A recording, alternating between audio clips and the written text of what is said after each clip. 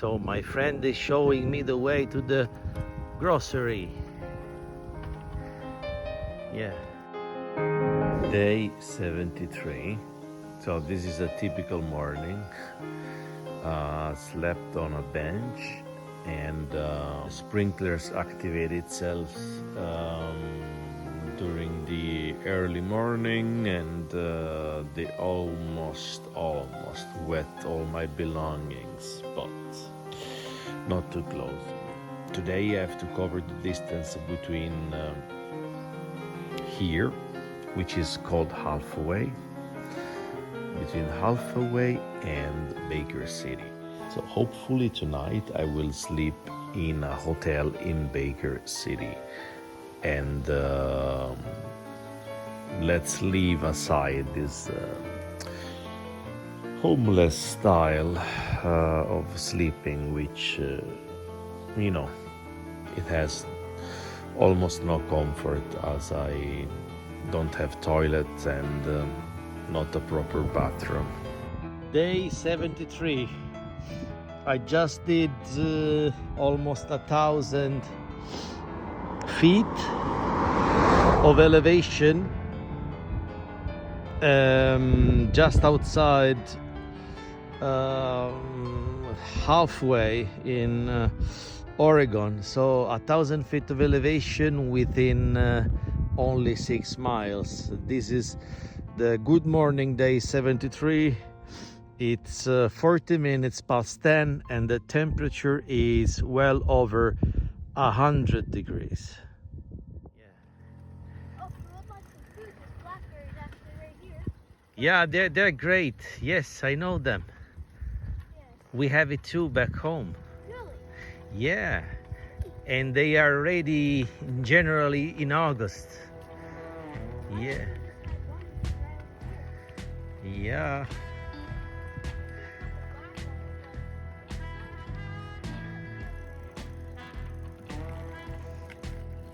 I'll do the eating after. First I want to go to the shop and buy something to drink. So what is your name? What? Say again? My name is Isaac. Oh, Isaac. I see. Uh-huh. Okay. And we are going to the shop.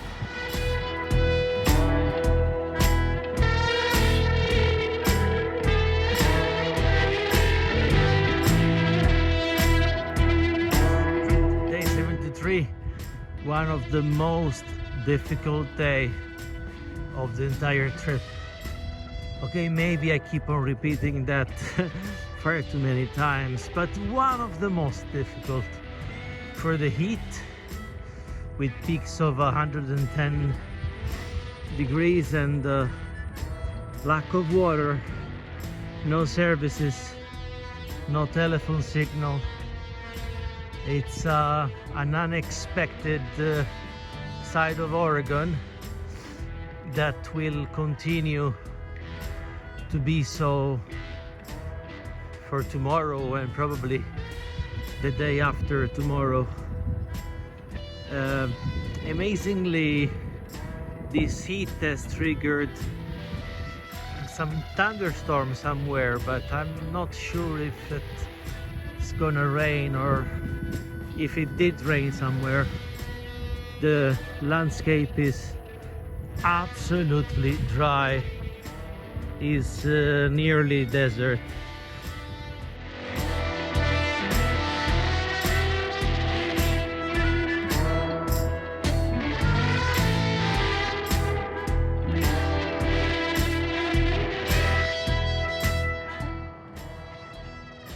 Yeah, we can call it beautiful, why not? But it's like 110 degrees.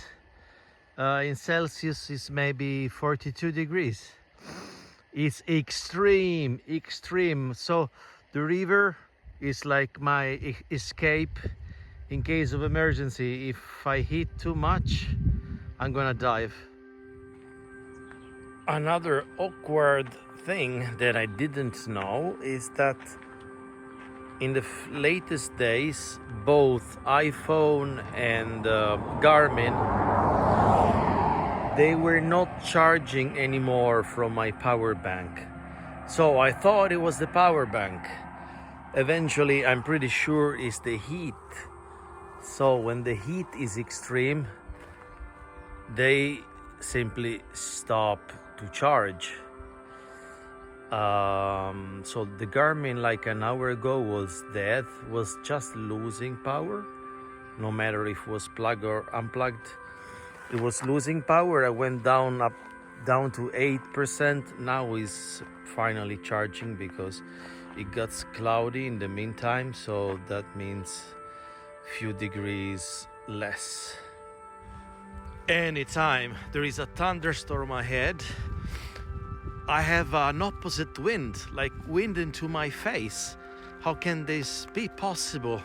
There is always headwind when there is a thunderstorm around. And the thunderstorm, it's out of the forecast. It shouldn't be raining today, but apparently it will. I see the energy that the thunderstorm is releasing. It really makes me nervous, and Baker City seems far. It is far, and I'm running late today.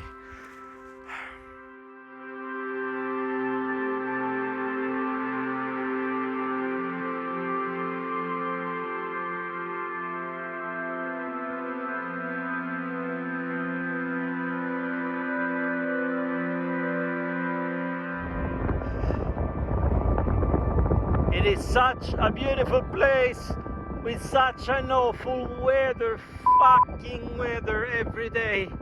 United States, fucking weather. I wonder why nobody lives here. Because the weather sucks. It sucks. I want to stay here. Beautiful place. But then, yeah, beautiful place on pictures. On Instagram, there is no wind. It doesn't say how hot it is.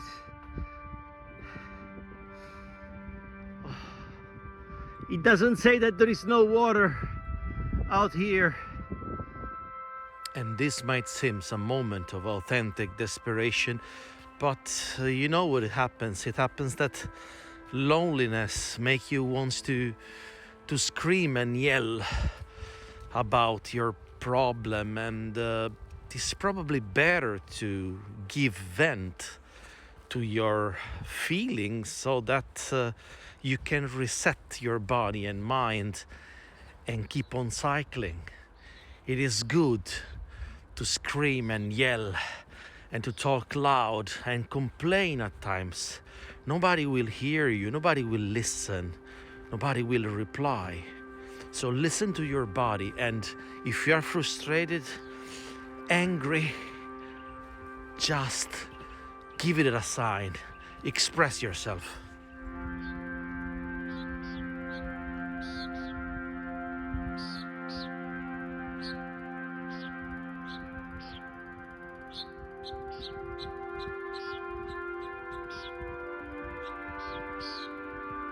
And yes, the desert is a beautiful place. It is beautiful as long as you don't need people and you don't need anything. But when you do need something, when you do need a rest, when you do want to take a break, when it's too windy, there is a thunderstorm and the city is far, well, you're gonna hate it. Yes, you can hate even the most beautiful landscape when you're running out of time and the city doesn't show itself and is becoming night.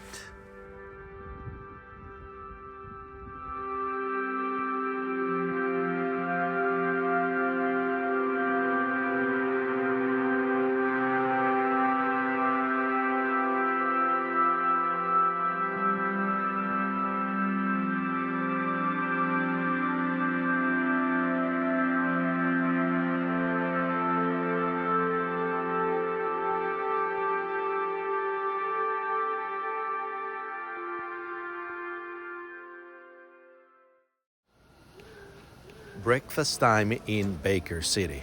Yesterday, day 73, was a massacre.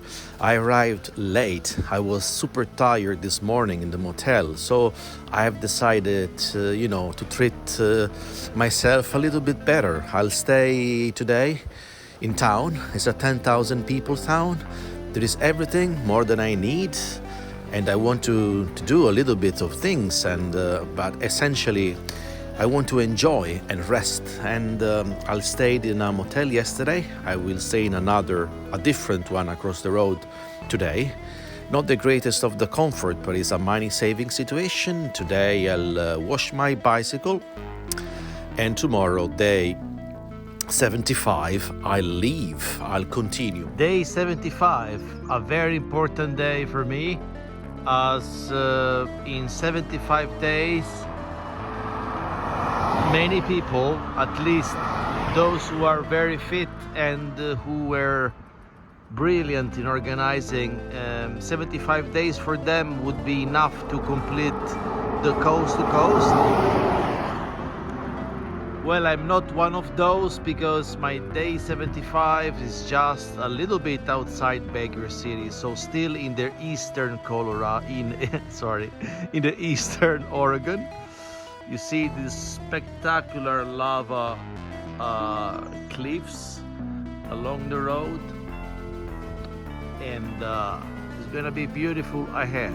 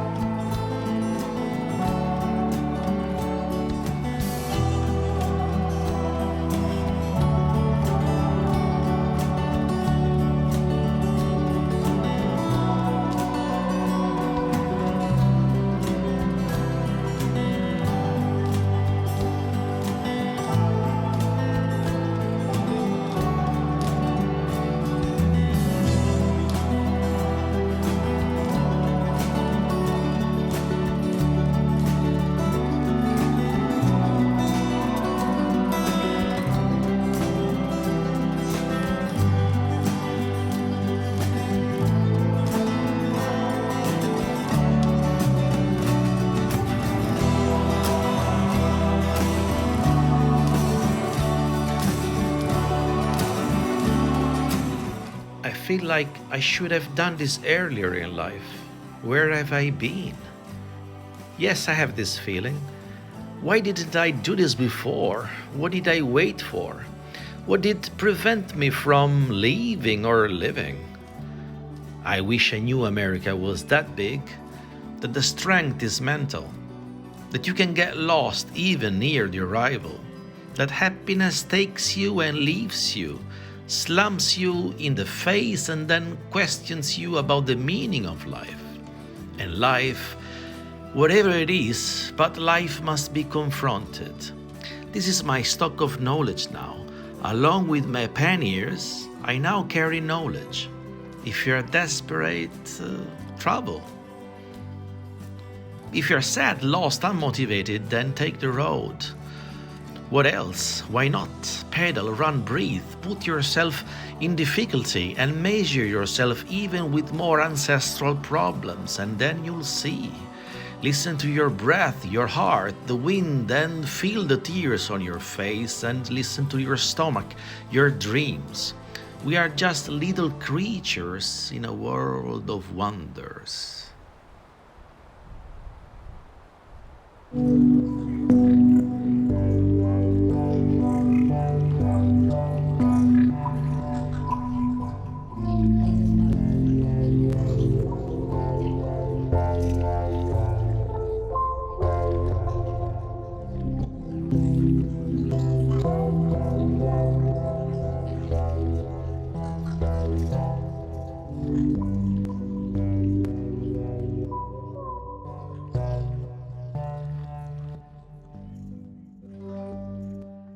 Day 76. It's amazing how the landscape in the West, but let's say here in Oregon, for example, changes so fast. Like I've been going through forest, dry forest, lush forest, and really dry landscapes. And ahead, the landscape will become eventually even more like a desert. I'm going to destination is Mitchell today, where the John Day National Park is.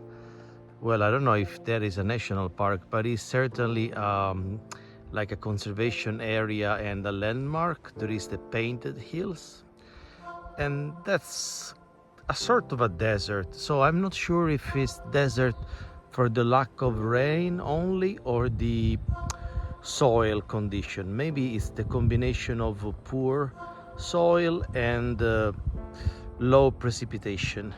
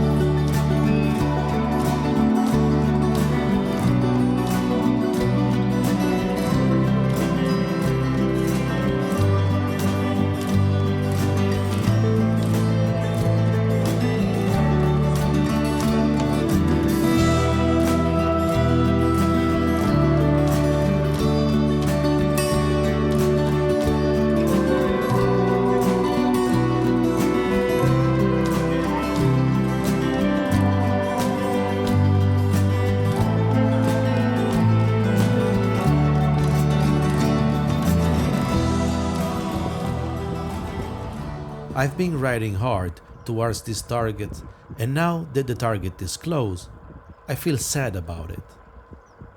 I have been waiting for this moment so long. My girlfriend joined me from Europe, and she will follow the rest of my adventure by car.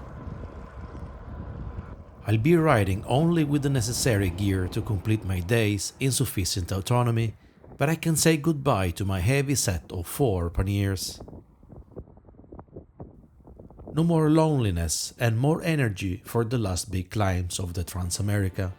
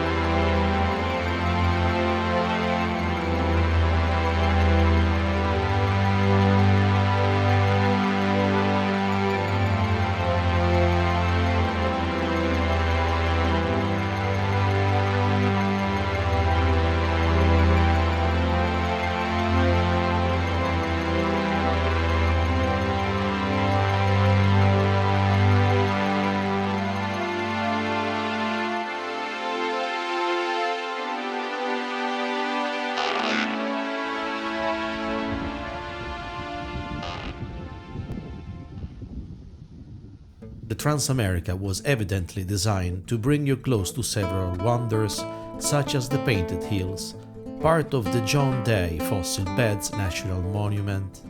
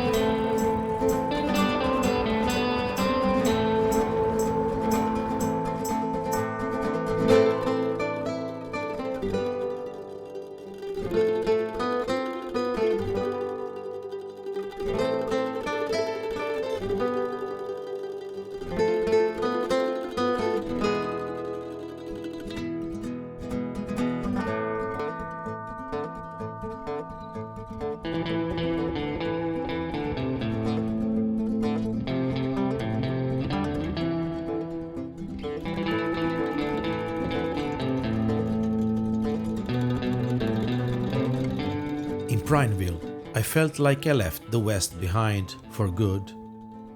I have entered a rather large, populated valley. This is the other side of Oregon already.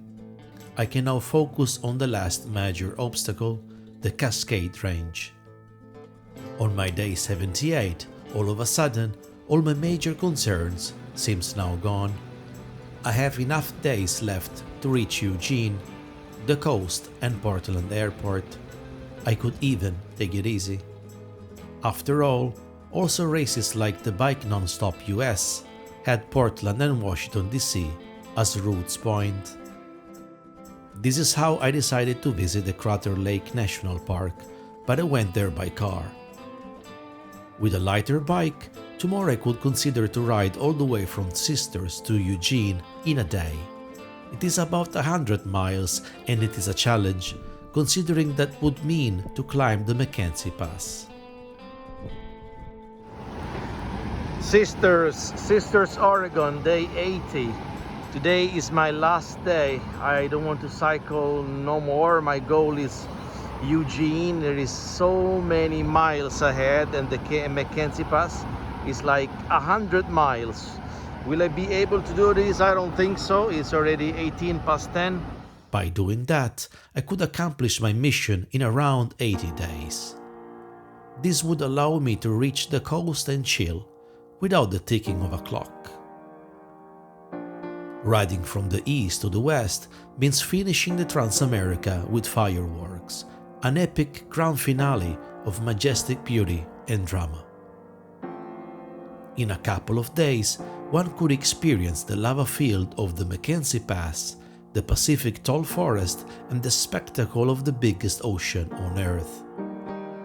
This is like classical music to my eyes, and my eyes were in tears.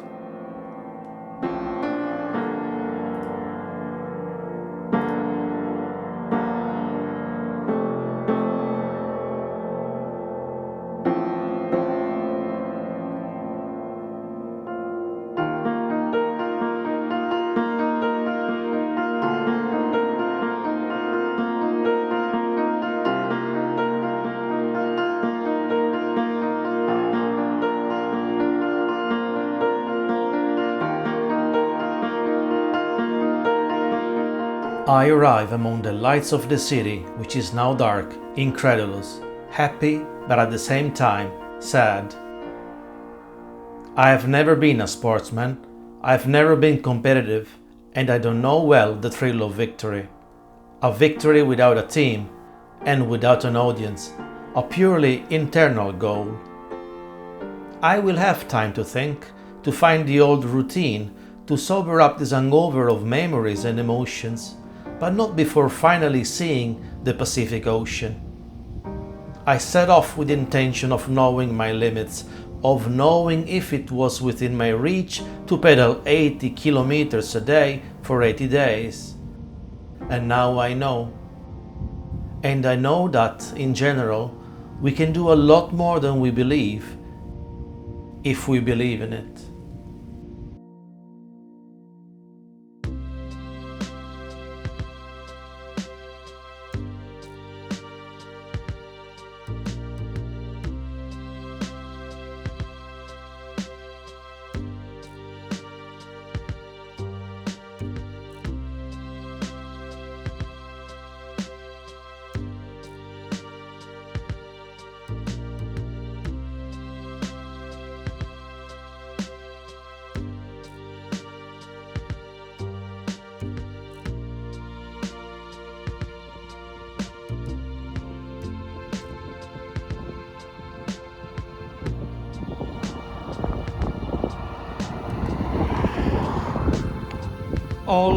Always fighting with the wind. You see? How is the wind on the picture?